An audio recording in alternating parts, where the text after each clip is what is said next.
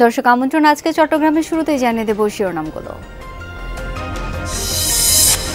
চট্টগ্রামে জাতীয় পরিচয়পত্র সংশোধনে দুর্নীতির অভিযোগ, সন্দেহজনক লেনদেন ও 2 কর্মকর্তার সম্পৃক্ততার অভিযোগ খতিয়ে দেখছে দুদক। আমি একদম বিদেশ যাত্রী, বিদেশে যাব, কিন্তু পাসপোর্টের ওই এনআইডি কার্ড সংশোধনের জন্য আমি বিদেশে যেতে পারছি। বাংলাদেশ নামে শুনতেছি কিন্তু কাজে পাচ্ছি না। 5টা ব্যাংক অ্যাকাউন্টের মাধ্যমে লেনদেনের বিষয় আসছে, ওই অ্যাকাউন্টগুলো আমরা জিজ্ঞাসাবাদ করেছি। ভারী বৃষ্টিতে বন্দরনগরীর নিম্নাঞ্চলে আজও জলাবদ্ধতার দুর্ভোগ, দ্রুত নিরসন প্রকল্প শেষ করার তাগিদ। প্রতি বছরই এই অবস্থা হচ্ছে, বর্ষা আইলে মানে এরকম বরিয়েই থাকে। বর্ষা আইলে মানে যে আমরা গাড়ি বাইর করতে পারি না, খুশিতে পানি পাড়া দিয়ে যাইতে হবে, আর কিছু করার নাই। রাঙামাটির গাউসপুর সেতু দিয়ে ঝুঁকিপূর্ণ চলাচল, দুর্ঘটনার শঙ্কায় স্থানীয়রা। চলতি বছরেই নতুন সেতু নির্মাণের আশ্বাস এলজিইডির। আমরা আজকে ডিজাইনটা পেয়েছি, এই ডিজাইনটা এখন বেটিং করে আমরা আবার পাঠালে চূড়ান্ত ড্রয়িংটা পেয়ে যাব।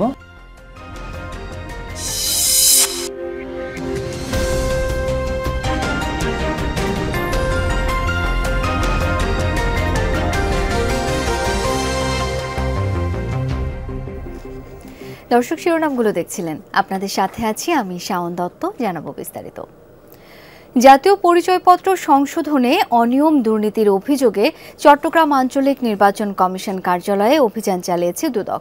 সন্দেহজনক 5টি ব্যাংক অ্যাকাউন্টের মাধ্যমে আর্থিক লেনদেন এবং 2 শীর্ষ কর্মকর্তার সম্পৃক্ততার অভিযোগ খতিয়ে দেখেন তারা। এ সময় দুদক টিমকে হয়রানি সহ বিভিন্ন অভিযোগ জানান সেবা প্রার্থীরা। দুপুরে চট্টগ্রামের আঞ্চলিক নির্বাচন কার্যালয়ে হাজির হন দুদকের 4 সদস্যের একটি টিম। যাচাই বাছাই করে বিভিন্ন নথিপত্র। নির্বাচন কমিশনে পরিচয়পত্র তৈরি, সংশোধন ছাড়াও বিভিন্ন সেবায় হয়রানি ও দুর্নীতির অভিযোগ দীর্ঘদিনের। কয়েকজন সেবা প্রার্থীর অভিযোগের ভিত্তিতে দুদকের এমন অভিযানে খুশি সেবা প্রার্থীরা। শুধু হয়রানি করে, একবার ওই রুমে নিছে, একবার এই রুমে নিছে, আবার বলতেছে 200 সাইরে কয়বার ফটোকপি করা যায়। ডিজিটাল বাংলাদেশ নামে শুনতেছি কিন্তু কাজে পাচ্ছি না। আমি একদম বিদেশ যাত্রী, বিদেশে যাব, কিন্তু পাসপোর্টের ওই এনআইডি কার্ড সংশোধনের জন্য আমি বিদেশে যেতে পারছি না। অন্যান্য কাজ করতে না পারা, ভোগান্তি সব কিছুতে আছে।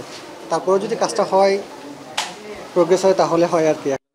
দুদক কর্মকর্তাদের দাবি, নির্বাচন কমিশনের বেশ কয়েকজন কর্মচারী ছাড়াও আঞ্চলিক ও জেলা নির্বাচনী কর্মকর্তার বিরুদ্ধে ঘুষ লেনদেনের অভিযোগ পেয়েছেন তারা। দালালের মাধ্যমে 5টি অ্যাকাউন্টে আর্থিক লেনদেন হতো বলে দাবি দুদক কর্মকর্তাদের।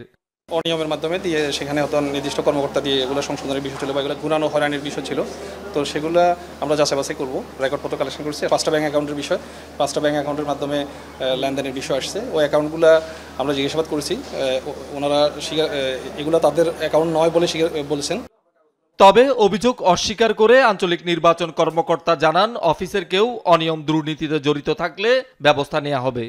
ক্যাটাগরি আমার 2 জন অতিরিক্ত আঞ্চলিক কর্মকর্তা আছেন, আইডি এবং পাসওয়ার্ড ওনাদেরকে দেওয়া আছে, ওনারা স্বয়ংক্রিয়ভাবেই কাজটা করে। ক্যাটাগরির বিরুদ্ধে যদি কোনো সুনির্দিষ্ট অভিযোগ থাকে আমরা সাথে সাথে সেটার ব্যবস্থা নিব, কর্তৃপক্ষকে জানাবো, এতটুকু বলতে পারি। শহীদুল সুমন, যমুনা নিউজ, চট্টগ্রাম। টানা ভারী বর্ষণে ডুবেছে চট্টগ্রাম মহানগরীর বেশ কিছু নিম্নাঞ্চল। জলাবদ্ধতার কারণে চরম ভোগান্তিতে পড়েন সাধারণ মানুষ। কোথাও কোথাও সড়ক তলিয়ে যায়, পানি ঢুকে পড়ে দোকানপাটেও। তবে আগের মতো পানি ঘন্টার পর ঘন্টা জমে থাকেনি, দ্রুত তা নেমে গেছে। পুরোপুরি সুফল পেতে জলাবদ্ধতা নিরসন প্রকল্প দ্রুত শেষ করার দাবি ভুক্তভোগীদের। রাতভর বিরতিহীন বৃষ্টির পর বুধবার ভোর থেকে চট্টগ্রামের বাণিজ্যিক এলাকা আগ্রাবাদে তৈরি হয় জলাবদ্ধতা। আরও কিছু নিম্নাঞ্চলও পানিতে তলিয়ে যায়। বিপাকে পড়েন কর্মস্থলগামী মানুষ ও বিভিন্ন শিক্ষা প্রতিষ্ঠানের শিক্ষার্থীরা। দোকানপাটেও পানি ঢুকে পড়ে। যতগুলো ব্যাংক আছে সবগুলো ব্যাংকই আগ্রাবাদের ভিতরে, একটা বাণিজ্যিক এলাকা, এখানে এরকম হলে কি করে সম্ভব? সকাল তোর এখানে পানি, কালকেও সারাদিন পানি, কালকেও আমরা গাড়ি নিয়ে বেরোতে পারি না, অফিসে হাজিরা দিতে আমার তো কষ্ট হয়েছে। যখন বৃষ্টিটা পুরোটা শুরু হবে তখন দেখবেন যে অবস্থা আরও খারাপ হয়ে গেছে, মানে এই কোমরের উপর উঠবে পানি, গাড়ি বন্ধ হয়ে যায়, গাড়ি সহায়তা অনেক সমস্যা হয়, হ্যাঁ ইঞ্জিনের সমস্যা হয়, বিভিন্ন সমস্যা আছে। আজকে যেমন পরীক্ষা এমন একটা ফেটে গিয়েছে, তারপরে এদিকে আবার বৃষ্টির পানি। আগ্রাবাদের মতো চট্টগ্রামের জিসি মোড়, কাপাসগোলা, কাতালগঞ্জ সহ বেশ কিছু নিচু এলাকায় জলাবদ্ধতা সৃষ্টি হয়। প্রতি বছরই এই অবস্থা হচ্ছে, বর্ষা আইলে মানে এরকম বরিয়েই থাকে। বর্ষা আইলে মানে যে আমরা গাড়ি বাইর করতে পারি না। কোমর পর্যন্ত পানি, এখন অফিসে যাওয়া অনেক কষ্ট, পুরো রাস্তায় এই অবস্থা। রিক্সা করে আসলে অনেক সময় চাকাগুলো ডুবে যায়, প্যাসেঞ্জার অনেক সময় পড়ে যায় গর্ত থাকলে। বৃষ্টি হলে পানি হলে হাঁটিয়ে আসতে হয়, গাড়িগুলো চলে না। দূষিত পানি পাড়া দিয়ে যাইতে হবে আর কিছু করার নাই, পরীক্ষা তো দিতেই হবে।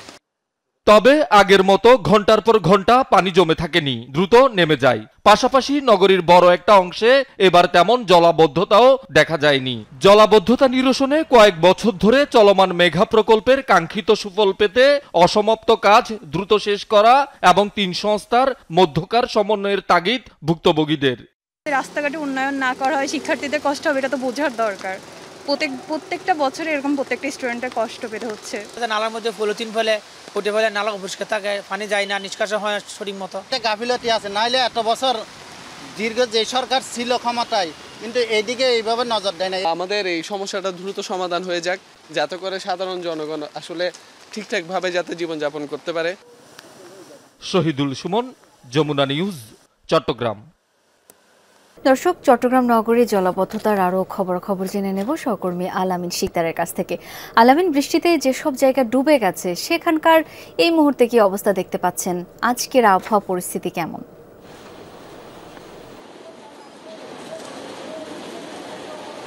শাওন, আজকের আবহাওয়া পরিস্থিতির কথা যদি বলতে চাই, আজকের আবহাওয়া এখন পর্যন্ত মেঘাচ্ছন্ন, কখনো কখনো গুড়ি, কখনো কখনো মাঝারি বৃষ্টি আমরা দেখতে পাচ্ছি। তবে এই যে জায়গাটিতে আমরা রয়েছি, সেই জায়গাটি চট্টগ্রামের সবথেকে বড় ভোগান্তির একটি জায়গা।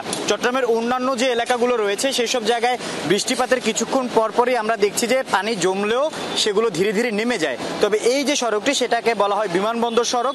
চট্টগ্রামের CEPZ অর্থাৎ এক্সপোর্ট প্রসেসিং জোন যে এলাকা, সেই এলাকার লাখো লাখো শ্রমিক কিন্তু এই সড়কটি দিয়ে চলাচল করে। সেই সড়কের এই অবস্থা, বেহাল দশা দেখে অনেকটা ধারণা করা যাচ্ছে যে এখানকার মানুষ কি ভোগান্তিতে রয়েছে। এখানে যারা নিয়মিত চলাচল করে তাদের সাথে আমরা অনেকের সাথেই কথা বলেছি। তারা বলছেন যে তারা সঠিক সময়ে অফিসে পৌঁছাতে পারেন না এবং গাড়িগুলোকেও দেখা যায় কিছুক্ষণ পর পর এখানে বিকল হয়ে পড়ে থাকতে। বিশেষ করে ছোট যে যানবাহনগুলো রয়েছে, প্রাইভেট কার এবং CNG অটোরিকশা এবং ছোট পিকআপ যেগুলো রয়েছে, সেগুলো কিন্তু এখানে প্রায় বিকল হয়ে যায় এবং উল্টে যায়, এমন ঘটনা আমরা এখানকার যারা স্থানীয়রা রয়েছেন তাদের কাছে শুনছি। আপনি এখানে চলাচল করেন প্রতিনিয়ত, এখানকার কি অবস্থা একটু বলবেন? এই সড়কে কি দুর্ঘটনা ঘটে? এখানে দুর্ঘটনা হয়েছে যে মনে হয় আজকে সকাল আমি বাইজে গেছি, গত পরশু দিন আমি বাইজে গেছি। যে গর্তগুলো, এগুলো মনে হয় বেশি মারাত্মক। কি গাড়ি নিয়ে পাচ্ছি? ছোট পিকআপ, সবজি গাড়ি লোড, ঠিক আছে। আমি মনে করেন 3 চাকার উপরে গাড়ি, 1 চাকা ডাইরেক্ট ফিরি করতেছে, কোনো মতন গাড়ি উঠাইতে পারতেছি না। পরে আমার টেইলার দিয়ে ঠেলা দিবার পরও গাড়ি উঠতেছে না। পরে আমাদের একটা পিকআপ হয়েছে, ও আমাকে টাইনটা তুলছে। আমরা আরো একজনকে দেখতে পাচ্ছি। আপনারা অফিসে আসা যাওয়ার ক্ষেত্রে কি ধরনের সমস্যার মধ্যে পড়েন সেটা যদি একটু বলেন আমাদেরকে।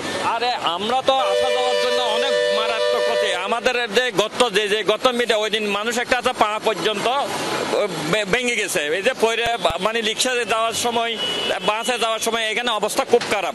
এখানে অফিসে যাওয়ার জন্য কোনো লোডের কোনো পাশে ফুটপাথও নাই এবং কোনো জায়গা দিয়ে যাবার মতো চলাচলও নাই। এই যে কি অবস্থা ভোগান্তি চলতেছে এটা বলার মতো না। আমরা এখানে দেখছি যে এখানে একটি উন্নয়ন কাজ চলছে, যে এলিভেটেড এক্সপ্রেসওয়ে রয়েছে চট্টগ্রামে। সেই এলিভেটেড এক্সপ্রেসওয়ের যে লুপগুলো রয়েছে সেগুলোর নির্মাণের কাজ চলছে। সেই নির্মাণ কাজের জন্যই সড়কটি ভেঙে গেছে এবং বর্ষায় পানি জমে সেখানে বড় বড় গর্ত যে সৃষ্টি হয়েছে, সেখানেই কিন্তু এখন আমরা পানি দেখতে পাচ্ছি এবং সেখানে পরে কিন্তু গাড়িগুলো বিকল হয়ে যাচ্ছে, দুর্ঘটনা ঘটছে এবং মানুষের ভোগান্তি, সেই ভোগান্তি চরম আকারে পৌঁছেছে। আলামিন, ধন্যবাদ আপনাকে। কক্সবাজারে রাতের আধারে পাহাড় কাটার সময় মাটি চাপা পড়ে এক যুবকের মৃত্যু হয়েছে। মোরে কক্সবাজার সদর হাসপাতালে চিকিৎসাধীন অবস্থায় মৃত্যু হয় তার। এর আগে মঙ্গলবার দিবাগত রাতে দক্ষিণ বন বিভাগের পানের ছড়া রেঞ্জের বিট অফিসের পশ্চিম পাশে পাহাড় কাটার সময় মাটি চাপা পড়ে সিরাজুল হক ওরফে গুড়াইয়া। বন বিভাগ ও স্থানীয়রা জানায়, দীর্ঘদিন ধরে ডাম্পার গাড়ি ব্যবহার করে পাহাড় নিধন করে আসছিল সে। গতরাতে মাটি কাটার সময় পাহাড় চাপা পড়ে আহত হয় গুড়াইয়া। তাকে উদ্ধার করে কক্সবাজার সদর হাসপাতালে ভর্তি করা হলে চিকিৎসাধীন অবস্থায় মৃত্যু হয় তার। চট্টগ্রাম অঞ্চল নিয়ে ভূ রাজনৈতিক ষড়যন্ত্র ও অর্থনৈতিক জোনে ভারতকে বরাদ্দ দেয়া ভূমি বাতিলের দাবিতে নাগরিক সভা অনুষ্ঠিত হয়েছে চট্টগ্রামে। সকালে চট্টগ্রাম প্রেস ক্লাব মিলনায়তনে সার্বভৌমত্ব সুরক্ষা পরিষদ আয়োজিত এই সভায় বক্তারা বলেন, মিরসরাই ও মংলা বন্দরে ভারতকে বিশাল জায়গা বরাদ্দ দেওয়া হয়েছে। ব্যবসার নামে তাদের গোয়েন্দা ঘাঁটি করার জন্য বিগত সরকার এসব বরাদ্দ দিয়েছে উল্লেখ করে বক্তারা বলেন, এতে দেশের সার্বভৌমত্ব বড় ধরনের হুমকির মুখে পড়বে। বৃহত্তর চট্টগ্রাম অঞ্চলকে ঘিরে ষড়যন্ত্র ঠেকাতে এবং নিরাপত্তার স্বার্থে ফেনী ও পাহাড়ি অঞ্চলে সেনানিবাস স্থাপনের দাবি জানান তারা।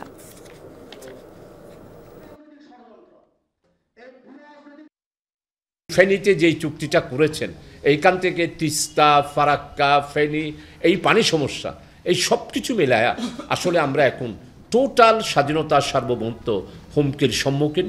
পার্বত্য চট্টগ্রামের সন্ত্রাসীরা আরো বেশি এখন তারা উৎসাহিত হয়েছে যে আরাকান আর্মি যদি মিয়ানমারের জান্তা সরকারকে পরাজিত করে আরাকান স্টেট দখল করতে পারে, তাহলে আমরা কেন পার্বত্য চট্টগ্রাম দখল করে আলাদা একটা জুমল্যান্ড, একটা স্বাধীন রাষ্ট্র করতে পারবো না।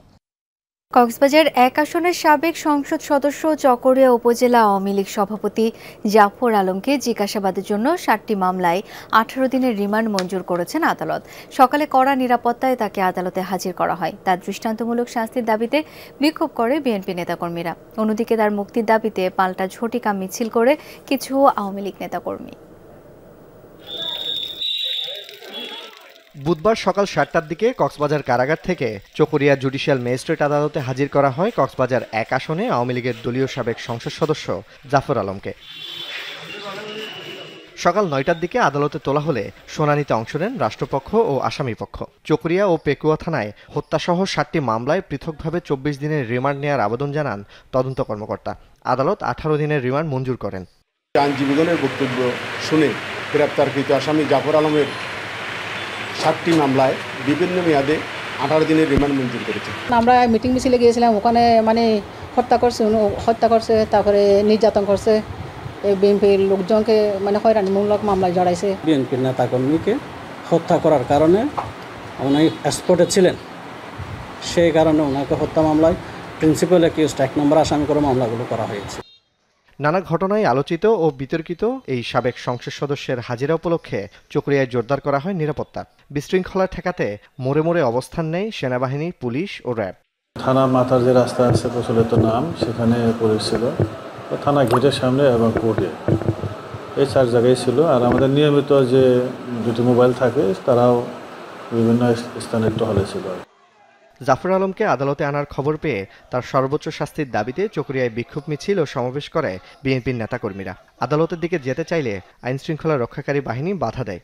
বাংলাদেশে যে আইনে সর্বোচ্চ শাস্তি আছে, আমরা তার ফাঁসির দাবি করি। আমরা প্রশাসনের কাছে দাবি জানাই, এই হত্যার সুষ্ঠু বিচার চকরিয়াবাসী চাই। ফাঁসির দাবিতে আজকে চকরিয়া আপামর জনসাধারণ রাস্তায় নেমে পড়েছে। অন্যদিকে তার মুক্তির দাবিতে ঝটিকা মিছিল করে চকরিয়া আওয়ামী লীগের নেতাকর্মীরা। সুবাইত ইবনে শাহাদাত, যমুনা নিউজ। পড়ালেখায় উৎসাহিত করতে কৃতি ও মেধাবী শিক্ষার্থীদের সংবর্ধনা দেওয়া হয়েছে চট্টগ্রামে। নগরের একটি কনভেনশন সেন্টারে আয়োজিত অনুষ্ঠানে এইচএসসি পরীক্ষার্থীদের বিদায় সংবর্ধনা ও শিক্ষা সামগ্রী বিতরণ করে জাবেদ স্পেশাল কেয়ার। একই সাথে মেডিকেল প্রকৌশল ও পাবলিক বিশ্ববিদ্যালয়ের সুযোগ পাওয়া শিক্ষার্থীদেরও সম্মাননা দেওয়া হয়। বিশ্বের সাথে তাল মিলিয়ে নিজেদেরকে যোগ্য করে তোলার জন্য শিক্ষার্থীদের প্রতি আহ্বান জানান বক্তারা। অনুষ্ঠানে প্রকৌশলী জাবেদ উদ্দিন সহ অনেকে উপস্থিত ছিলেন।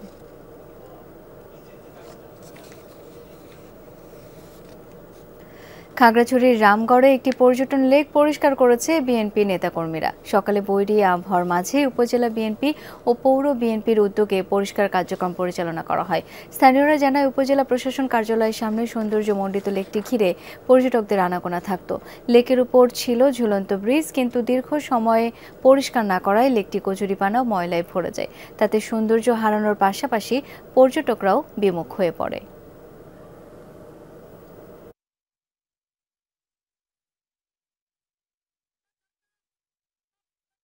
রাঙামাটির লংদুতে জরাজীর্ণ গাউসপুর সেতু দিয়ে চলছে ঝুঁকিপূর্ণ পারাপার। 3 ইউনিয়নের মানুষের দুর্ভোগ চরমে। স্থানীয়দের শঙ্কা, ভাঙাচোরা কাঠামো ধসে পড়ে যে কোনো সময় ঘটতে পারে দুর্ঘটনা। এলজিইডির আশ্বাস, চলতি বছরের মধ্যেই নতুন সেতু নির্মাণ শুরু হবে। কাঁচালং নদীর পূর্ব পারে এই গাউসপুর সেতুটি লংগদু সদরের সাথে বগাচতর, গুলশাখালী ও ভাসান্যাদম এই 3 ইউনিয়নের মানুষের যাতায়াতের একমাত্র পথ। 90-এর দশকে নির্মিত সেতুটি গত 7-8 বছর ধরে জরাজীর্ণ। রেলিং, পিলার ভেঙে পড়ায় প্রতিদিন ঝুঁকি নিয়ে চলছে পারাপার। সবজি বিক্রেতা প্রতিনিয়ত এখানে মোটরসাইকেল ড্রাইভিং দুর্ঘটনার শিকার হয়। আমি নিজেও একজন ভুক্তভোগী। খুবই আমরা ভয়ে আছি, কখন পড়ে যাই, খুব একটা রিস্কের ব্যাপার। এত পরিমাণে কাঁচামাল বা বিভিন্ন ফল ফ্রুট, আম, কাঁঠাল, কারণ এই ব্রিজের জন্য আমরা যাতায়াত করতে পারতেছি না শহরে। এই পর্যন্ত কোনো নির্মাণ হচ্ছে না, আমাদের এদিকে পারাপারের জন্য প্রচুর কষ্ট হচ্ছে। আমাদের এই ব্রিজটা যেন অতি তাড়াতাড়ি হয়। সেতুর খুঁটির নিচে মাটি সরে যাওয়ায় যে কোনো সময় ধসে পড়ে দুর্ঘটনার শঙ্কায় স্থানীয়রা। নিরাপদ যাতায়াতে নতুন সেতু নির্মাণের দাবি তাদের। সরকারের কাছে আমরা চাইছি, কিন্তু আমাদের এই 3টা ইউনিয়নের ভাগ্য পরিবর্তন হয়নি। আমাদের কেন সবজি জাতীয় অনেক কিছু উৎপন্ন হয়, কিন্তু আমরা যাতায়াতের রাস্তার কারণে আমরা উচিত মূল্য থেকে আমরা পাই না। বছরের মধ্যে নতুন সেতু নির্মাণের প্রক্রিয়া শুরু হবে বলে আশ্বাস এলজিইডির। টপোগ্রাফিক সার্ভে এবং সয়েল টেস্ট কমপ্লিট করে আমরা সদর দপ্তরে পাঠিয়েছি আমাদের ডিজাইন ইউনিটে। আমরা আজকে ডিজাইনটা পেয়েছি, এই ডিজাইনটা এখন বেটিং করে আমরা আবার পাঠালে চূড়ান্ত ড্রয়িংটা পেয়ে যাব। আল আমিন শিকদার, যমুনা নিউজ। এই ছিল আজকে চট্টগ্রামের আয়োজনে। এতক্ষণ সাথে থাকার জন্য সবাইকে অসংখ্য ধন্যবাদ।